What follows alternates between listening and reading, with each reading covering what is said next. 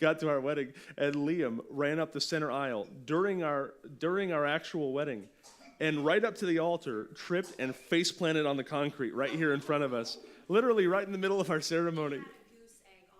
Oh yeah, it was bad.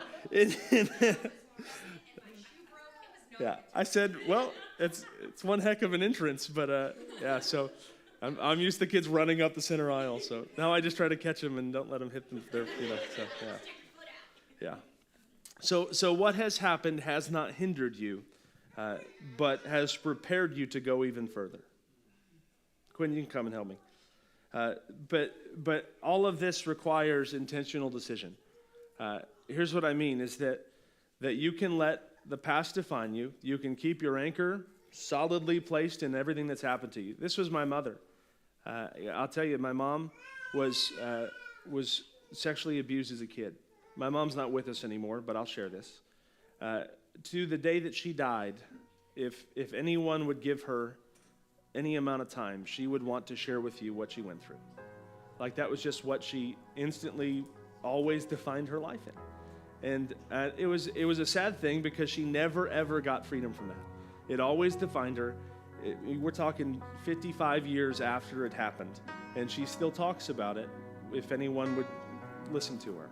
And I talked to her so many times about giving it to the Lord and about, moving on, and there was just no moving on for her. She had planted that anchor so rootedly into the ground of her past that no, this is just what's going to define me for the rest of my life.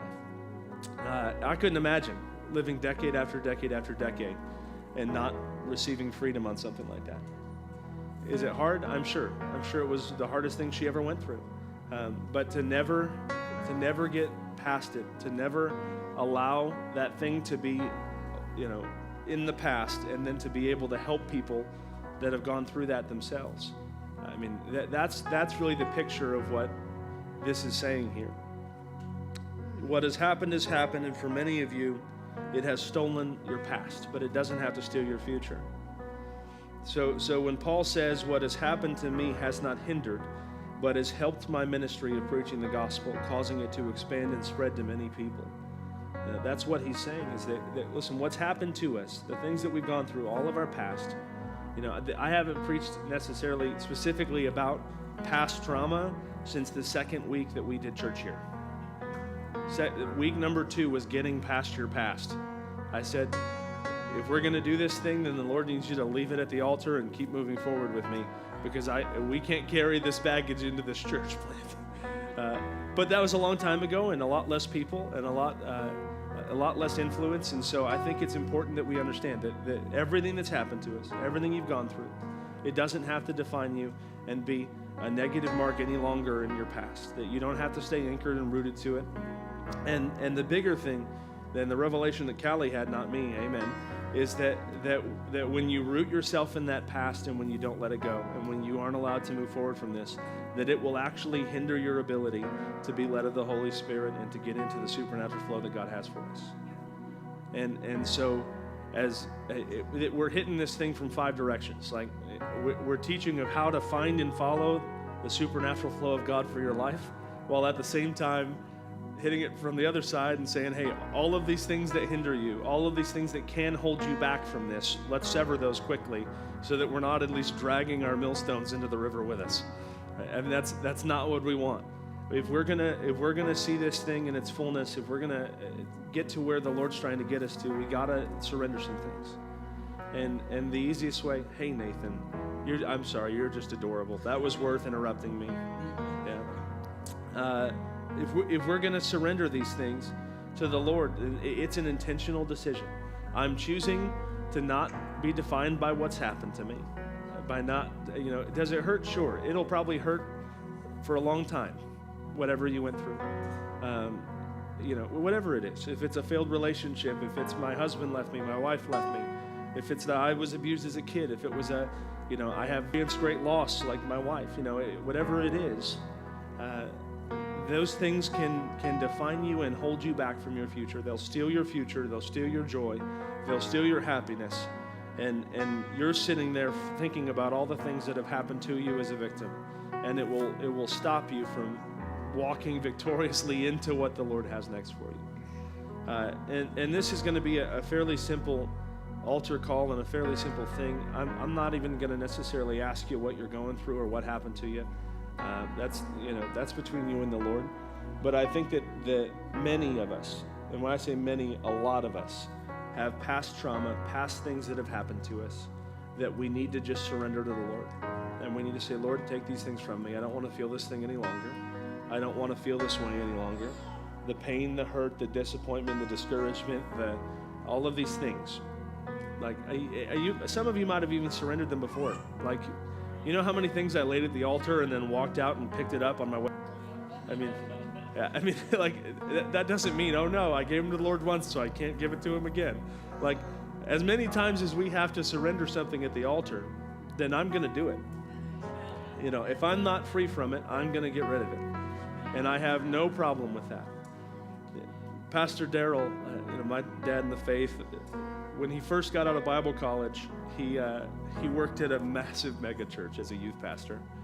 And the first week on staff there, he and his wife were sitting in their assigned chairs in the front row, and the pastor did an altar call, for something insignificant of like, if you need prayer for things in your life and for things to turn around, then come up to the altar. And people started coming to the altar, and his wife Dina got up and went to the altar. And Monday morning the next day, Daryl gets called into the senior pastor's office of this mega church. He says, hey, just so you know, if either of you respond to an altar call again, you won't work here anymore. Yeah, isn't that crazy? And he said, as leaders in this church, we have to at least appear that we have it all together and we don't need help. And Daryl was like, I don't think I want to work here anymore. Yeah, and he left. Like, how crazy is that?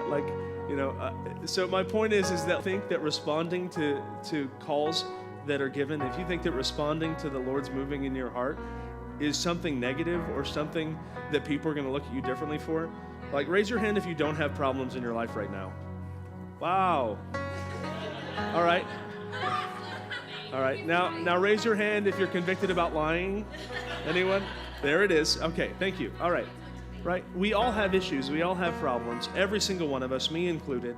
So for you to think that, oh no, I can't respond to what the Lord is doing in my heart and come forward because everyone's going to see me or because they're going to think I'm going through things, I'm so tired of we have it all together. Because clearly none of us do, and that's okay. And the Lord doesn't expect that of us, and you shouldn't either. And chair and saying, well, I'm just going to sit here and judge every person that comes up to this altar call. There's the door. No, I'm just kidding. But no, like that's my can't do that because all of us are going through things, right?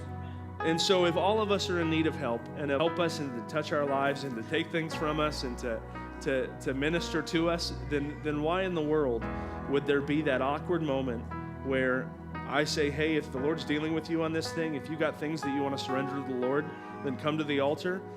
Then why do we all look around and wait for the first person to get up, right? Why don't we all just stand up wherever, if that's you, then come to the altar. So many things that we have just conditioned ourselves in the American church to do because it's just how it happens, right? If one comes, then a few will come. And then if the pastor gives a call and says, I think there's more, then more will come, right? And we've just kind of conditioned ourselves to this idea rather than just being real and vulnerable and allowing the Lord to minister to us. Right? And so there is no pressure in altar calls, and I'm never going to sit here and pressure you guys to come, but I'm going to say that if that's you and you're like, hey, I want to walk into what the Lord has next for me, and I want to sever any anchors that I have on the shoreline, that I can't get into the flow of what the Lord has for me if I'm tied to what's taken place. The loss in my life, the relationships in my life that I've lost, the people that have lost, the things that have happened to me, the people that have hurt me, all of these things are not going to help you. They're not. They happened to you. They were unfair. You didn't deserve it, and yet they happened to you. And now you either define yourself by it or you give them to the Lord and you allow him to start healing your heart. Yeah. So there's my altar call. That's it. If you're like, well, listen, I hear what you're saying, and that's definitely things in my life that apply to that, and I feel that in my spirit, and I know that that I'm one of those people that you're talking about, then come to the altar.